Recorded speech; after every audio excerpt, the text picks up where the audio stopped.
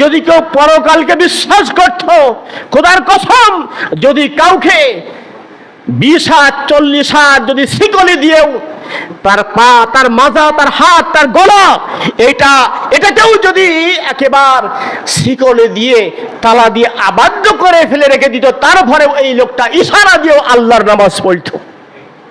কথা বলতে পারেন নাই? ইশারা দিয়ে নামাজ পড়তো।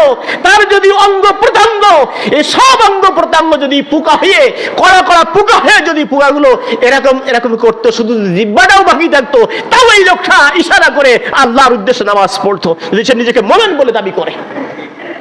আল্লাহর কসম করে বলতেছি, আল্লাহর বিধান যদি না মানেন, যেই চোখ দিয়ে সুন্দর জমিন দেখেন, কত কিছু দেখেন, আল্লাহর কসম, মৃত্যু পরে এই চোখ আল্লাহ তাআলা গরম সীসা দিয়ে আপনাকে প্লাস্টার করে দেওয়া হবে। জীবনের মতন কোটি কোটি কোটি কোটি কোটি বছর চলে যাবে।